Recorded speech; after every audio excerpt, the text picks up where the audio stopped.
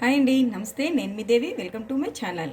ఈరోజు చూడండి, మార్నింగ్ పాలు పెట్టి మర్చిపోవడం వల్ల గిన్నె అయితే ఇలా శుభ్రంగా మాడిపోయింది. ఇలాంటి గిన్నెలు మనకి వదలడానికి చాలా టైమే పడుతుంది కదా.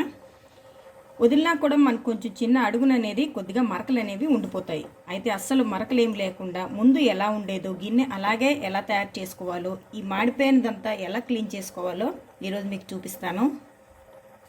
చూడండి, కొద్దిగా అడుగును మనకి వైట్గా పాలు అనేవి కల్పిస్తున్నాయి కదా. ఇలా కనిపించకుండా మాడిపోయినా కూడా మనం క్లీన్ చేసేసుకోవచ్చు. ఎవరికైనా ఒక్కొక్కసారి ఇలా జరుగుతూ ఉంటుంది కదా.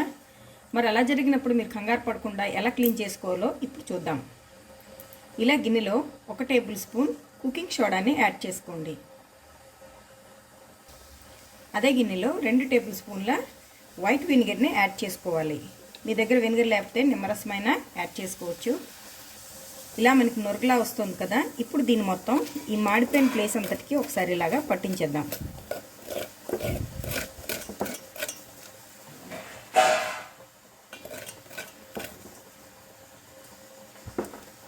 ఇప్పుడు మనకి నురుగు రావడం తగ్గిపోయింది కదా. ఇప్పుడు ఈ గిన్నెలో ఎంతవరకు మాడిపోయింది ఉందో అంతవరకు మొత్తం మనం ఇలాగా మంచి నీళ్ళని పోసుకుందాం. అంటే మన డ్రింకింగ్ వాటర్ అన్నమాట. ఇలా కొద్దిగా బబుల్స్ వస్తున్నాయి కదా. ఇప్పుడు ఈ గిన్నె కదలకుండా ఇలా పట్టుకొని స్పూన్తో మనం కొద్దిగా కలుపుకుందాం. అంటే మనకు అక్కడ అడుగున మాడిపోయింది ఉంది కదా, అది మనకి వచ్చేస్తుంది.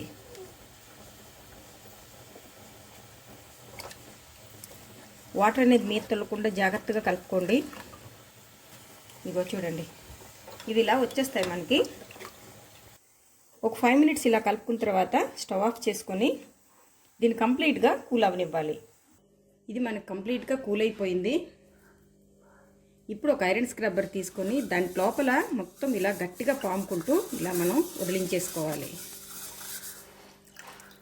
చూడండి, ఐరన్ స్క్రబ్బర్కి మనకు మొత్తం వచ్చేస్తుంది.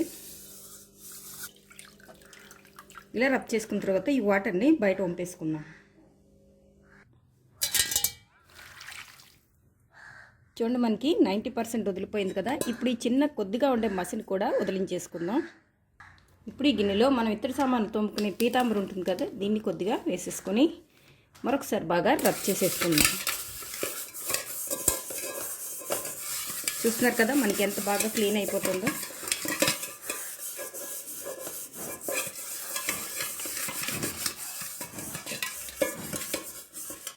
ఇలా మొత్తం రబ్ చేసిన తర్వాత ఇప్పుడు ఈ గిన్నెని వాష్ చేసేసుకుందాం. చూడండి, ఇప్పుడు ఈ గిన్నె ఎంత మనకు చక్కగా మెరుస్తుందో. మనకు ముందు ఎలా ఉండేదో అలాగే తయారైపోయింది. ఏంటి ఫ్రెండ్స్, ఇలా మీకు నచ్చిందా ఈ టిప్ మీకు నచ్చితే మీ ఫ్రెండ్స్తో వీడియోని తప్పకుండా షేర్ చేసుకోండి. అలాగే మరిన్ని కిచెన్ టిప్స్ కోసం, టేస్టీ రెసిపీస్ కోసం నాదే క్రియేషన్స్ని సబ్స్క్రైబ్ చేసుకోండి. Thank you for watching.